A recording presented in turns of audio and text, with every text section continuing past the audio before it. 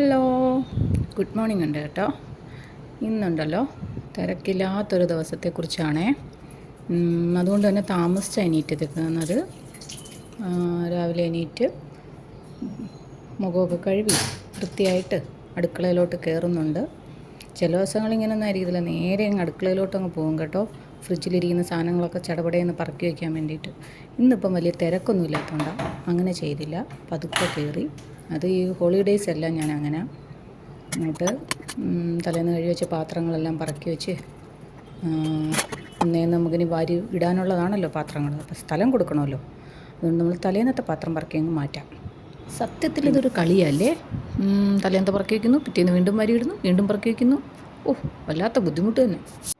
സത്യത്തിൽ നമ്മൾ എന്തോരം വിലപ്പെട്ട സമയമാണ് നഷ്ടപ്പെടുന്നത്. എന്തായാലും ബാക്കി പണികളൊക്കെ സ്റ്റാർട്ട് ചെയ്യാം, പോകാനുള്ളതാണ്. ഈ സ്പീഡേ ഉള്ളൂ. ഞാൻ വളരെ സ്ലോയിൽ ചെയ്ത കാര്യങ്ങളാണ്. ഇതുപോലെ ആയിരുന്നേ കൊള്ളായിരുന്നു. ഫസ്റ്റ് പരിപാടി കുക്കർ വെച്ച് ചോറ് വയ്ക്കുക എന്നുള്ളതാണ്. എനിക്കെന്തായാലും ചോറ് വേണ്ട.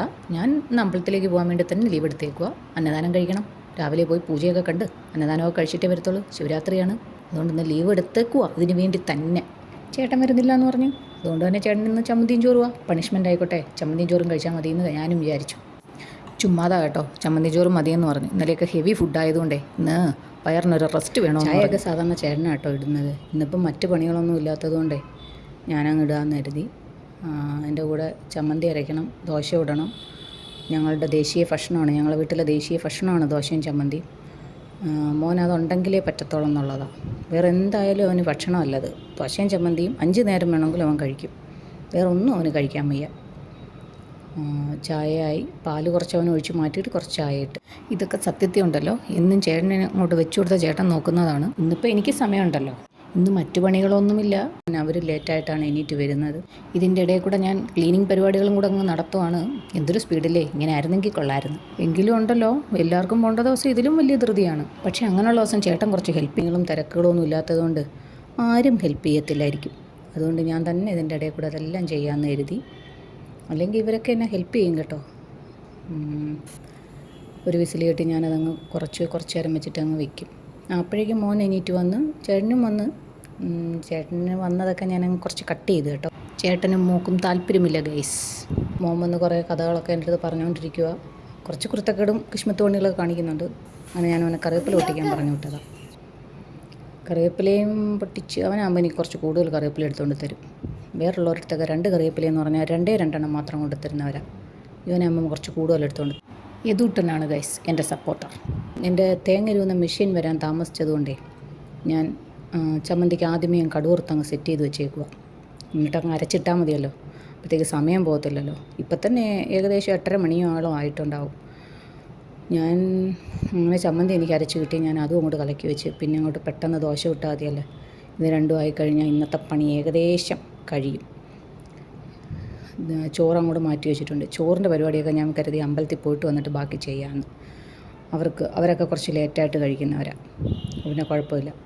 മോനപ്പോഴത്തേക്ക് പത്രം എടുത്തുകൊണ്ട് വന്ന് പത്രത്തിൽ വായിച്ചു തന്നത് പറഞ്ഞു തരുക എനിക്ക്. അവൻ വായിച്ചതെന്നുള്ള സന്തോഷത്തിൽ അവൻ വന്ന് പറഞ്ഞു തരുക.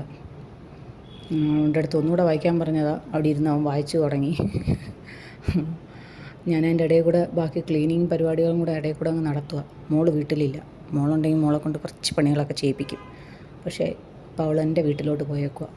അതുകൊണ്ട് കുറച്ച് സ്വന്തമായിട്ട് തന്നെ ഇതെല്ലാം ഇതിൻ്റെ ഇടയിൽ കൂടെ ചെയ്തില്ലെങ്കിലേ സമയത്ത് കാര്യം നടക്കത്തില്ല. യദൂട്ടൻ്റെ സംശയം മൊത്തം തീർക്കുന്നത് ഈ സമയത്താണ്. എൻ്റെ സമയം മൊത്തം പോകുന്നതും ഈ സമയത്താണ്. അവൻ്റെ സമയവും പോകും, എൻ്റെ സമയവും പോകും. ഇത് തന്നെ എന്നും നടക്കുന്നത്. അതുകൊണ്ട് തന്നെ എന്നും കറിനേണ്ടതെന്ന് എനിക്കും കേൾക്കാറുണ്ട്, അവനും കേൾക്കാറുണ്ട്. വഴക്ക് ഞങ്ങൾക്ക് പുത്തരിയല്ല. ചേട്ടനാണെങ്കിൽ കൃത്യമായി കാര്യങ്ങൾ നടക്കണമെന്നുള്ള ആളും ഞങ്ങൾക്കതിൻ്റെ ഓപ്പോസിറ്റുള്ള ആളുകളുമാണ്. എന്ത് ചെയ്യാനാ, ഇത് രണ്ടും തമ്മിലുള്ള ഒരു അടിയാണ് അവിടെ നടക്കുന്നത് ഈ രാവിലെ. യദൂട്ട് എപ്പോഴും ഉറക്കഞ്ഞിട്ട് വന്നിട്ട് കുറച്ച് നേരം എൻ്റെ അടുത്ത് വന്നിരുന്ന് എന്തെങ്കിലുമൊക്കെ സ്കൂളിലെ കഥകളോ അല്ലെങ്കിൽ അവൻ്റെ എന്തെങ്കിലും കഥകളൊക്കെ പൊട്ടത്തരങ്ങളൊക്കെ പറഞ്ഞിട്ട് അത് കഴിഞ്ഞ് അടിച്ചോടിച്ച് വിടണം ഞാൻ. ഈ ഒരു സമയം അവന് ഒരുപാട് കഥകൾ പറയാനുണ്ടാവും. പല്ലിയേക്കാൻ പറഞ്ഞു വിട്ടാൽ അവൻ അയ്യത്തോട്ട് ഓടുകയുള്ളൂ. ഇന്നിപ്പോൾ അവധി ദിവസം ആയതുകൊണ്ട് എന്തായാലും പുറത്തായിരിക്കും പണികളെല്ലാം. ഇന്ന് പുറം പണിയായിരിക്കും അവന് കൂടുതലുണ്ടാവുന്നത്.